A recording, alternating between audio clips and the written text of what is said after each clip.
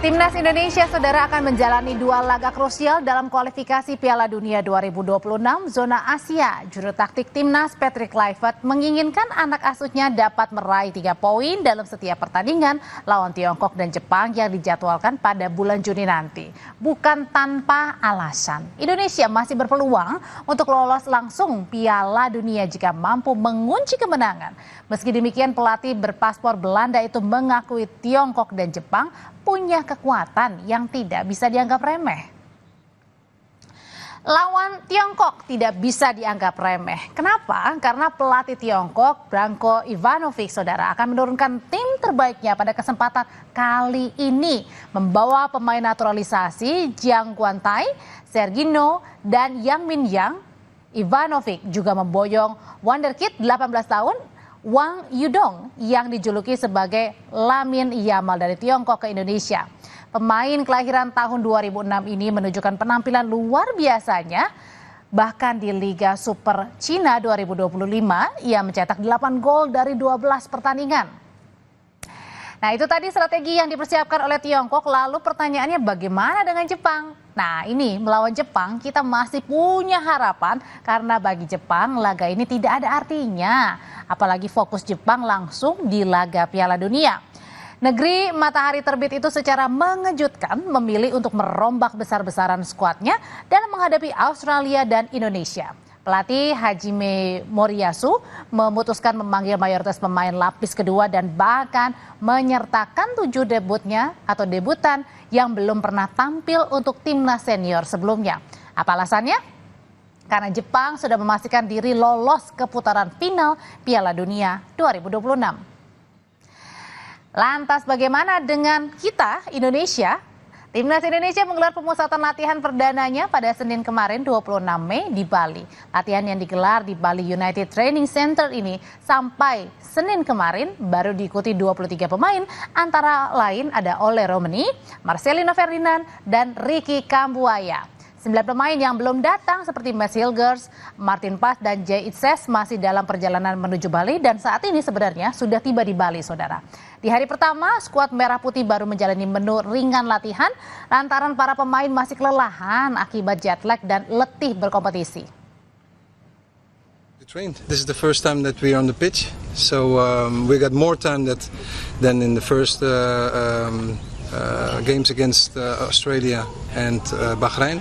So we really have the time to train the exact things that we want to see back in the game. Ada yang menarik di latihan perdana timnas di Bali, yaitu Stefano Lillipali yang turut serta berlatih. Ia merasa senang bisa kembali dipanggil timnas Indonesia. Pano bilang akan memberikan penampilan terbaik hingga menghadiahkan kemenangan bagi skuad Garuda saat kontra Tiongkok. Terakhir kali Bomber 35 tahun itu dipanggil timnas, yakni kala Indonesia menghadapi laga persahabatan kontra Burundi Maret 2023. Ya, bahagia saya bisa kembali bersama timnas. Ya, bahagia, rasa bahagia. Bagaimana melihat persaingan di timnas sendiri, Vanu? Ya, bagus, suasana bagus.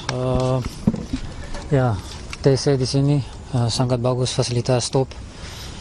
Kita bisa fokus untuk 2 pertandingan ke depan. Saudara, jalan terjal rupanya menerjang perjalanan timnas Indonesia dalam 2 laga krusial nanti. Pasalnya skuad Garuda diterpa badai cedera. Mads Hilgers yang mengalami masalah hamstring, begitu pula dengan Sandy Walsh yang cedera saat memperkuat klubnya Yokohama F. Marinos. Tetapi manajer timnas Indonesia Sumarji memastikan Sandy Walsh akan bergabung awal Juni 2025 di Jakarta. Sebelumnya juga ada Ragnar Oratmangun tidak dipanggil Kluivert karena sakit. Selain itu, saudara, ada satu lagi nih pemain yang mengalami cedera, yakni adalah Septian Bagaskara. Karenanya Kluivert mengganti pemain Dewa United itu dengan Beckham Putra. Selama di Persib, Beckham tampil menonjol musim ini. Ia salah satu pemain penting yang membantu Maung Bandung juara Liga 1 2024-2025.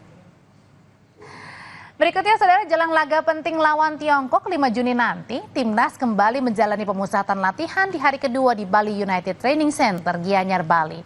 Di hari kedua, Selasa 27 Mei kemarin, gelandang andalan Persib, Beckham Putra yang baru dipanggil Kluivert pun ikut bergabung.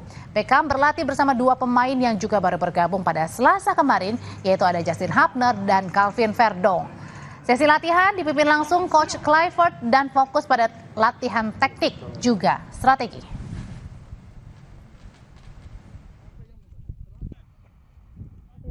Insya Allah prediksi ya yang penting kita bisa menang dan harus bagus lagi. Aman ya cuacanya di sini dibanding Bandung kan lebih dingin Ya, pengaruh karena nggak nih? sama aja.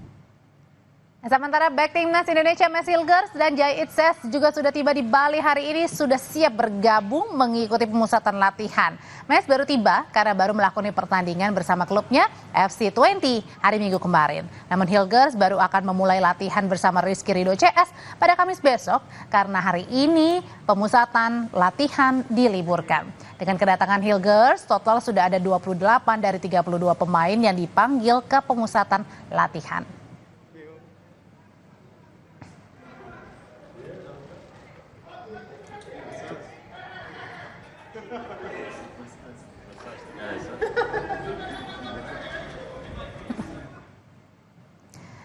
Sementara untuk Kevin Dix, ini adalah salah satu pemain yang sampai sekarang masih belum bergabung dalam pemusatan latihan di Bali. Dix, saudara, baru saja kelar bermain mengantarkan klubnya FC Copenhagen keluar sebagai juara Liga Denmark. Di akun Instagramnya, Kevin Dix menyebut tidak bisa bergabung dalam pemusatan latihan timnas di Bali karena ia masih harus membela klubnya FC Copenhagen di partai final Danish Cup melawan Silkeborg 29 Mei 2025. Berikutnya, peluang Emil Audero untuk menjadi starting 11 melawan Tiongkok sangat besar. Meski Emil gagal membawa Palermo promosi ke Serie A Italia, kegagalan ini menjadi keuntungan bagi timnas Indonesia. Kiper yang lahir di Mataram, Nusa Tenggara Barat ini belum menjalani debutnya bersama skuad Garuda. Ini tentu absennya Martin Pas membuat Emil Audero berpeluang besar diturunkan Kluivert saat lawan Tiongkok nanti. Lihat pemanggilan Reza ini keinginan pelatih untuk ini ya, untuk melihat alternatif. Karena posisi dua kiper utama itu sudah jelas, Martin Pas dan Audero. Kiper ketiga itu yang dicari, entah itu Nadeo, entah itu Hernando, atau sekarang ada pilihan Reza Arya. Lebih merupakan upaya pelatih untuk melihat alternatif, terutama pemain atau kiper yang punya prospek ke depan. Ini benar ini cara memilihnya. Jadi daripada memanggil Sahrul Trisna misalnya, memang lebih efektif kalau kita memanggil Reza yang secara usia masih lebih muda, lebih punya perkembangan ke depan. Nah, jadi ini cara berpikir yang tepat.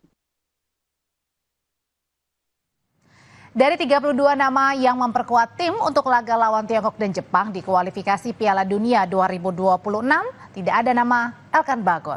Terakhir, Elkan Bagot mengenakan jersey merah putih pada Piala Asia 2023. Menurut Kluivert, Elkan sendiri yang meminta untuk sementara ini tak bergabung di timnas karena tengah fokus dan tak ingin kehilangan posisi di klub barunya.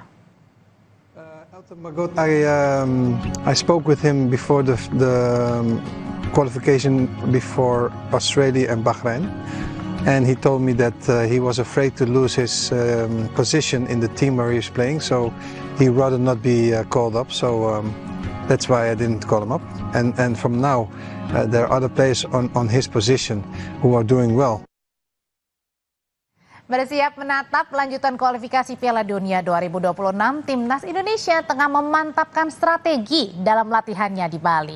Dengan 9 poin di posisi keempat, Indonesia akan berpeluang besar untuk lolos ke putaran berikutnya kalau meraih kemenangan lawan Tiongkok.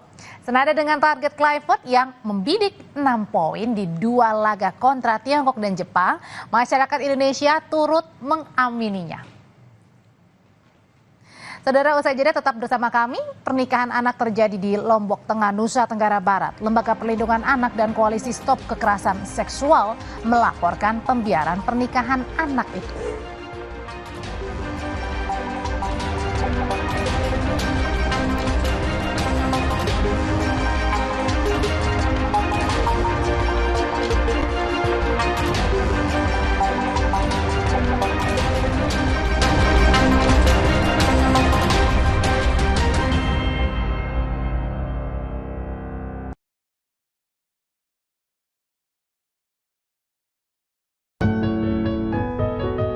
Berat ya. Buat anak-anak, nggak ada yang berat. Dan jangan sampai kita jadi beban buat mereka nanti. Makanya kita pakai Tropicana Slim. Manisnya alami, kayak kamu. Tropicana Slim, manis tanpa beban. Penipuan modus joki gagal bayar menjamur seiring maraknya pinjaman online. Alih-alih melunasi utang pinjaman online, para korban justru semakin terjerat utang. Jadi kakak nggak perlu bayarin itu lagi, kita backup data semuanya aman. Mau nggak mau saya yang harus menghadapi debt collector. Ada rasa ketakutan. Kita juga tujuannya terkait dengan keuntungan ekonomi yang instan. Sasaran Rabu 28 Mei pukul 10:30 malam di Kompas TV. Sesaat lagi Anda akan menyaksikan Kompas Update yang didukung oleh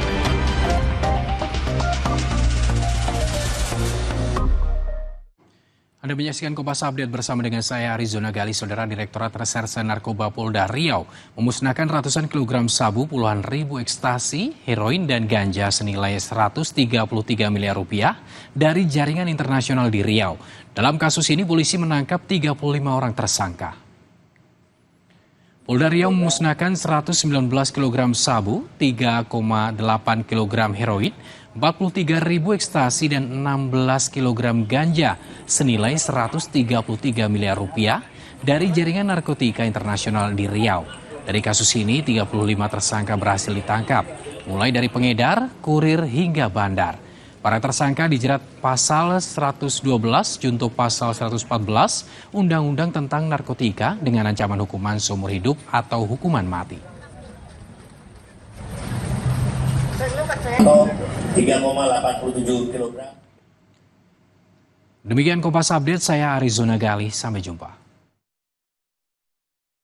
Terima kasih Anda telah menyaksikan Kompas Update yang didukung oleh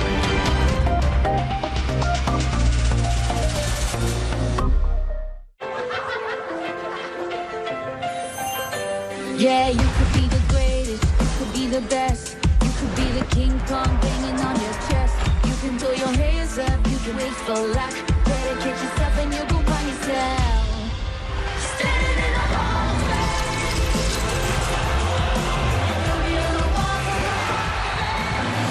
Minum Susuzi, seriously bikin tinggi. Tinggi bukan segalanya, tapi segalanya butuh tinggi. Kamu masih single? Hari gini, double dong. Top Mochaccino, double shot pertama dalam saset. Espressonya double, tambah coklat dan susu.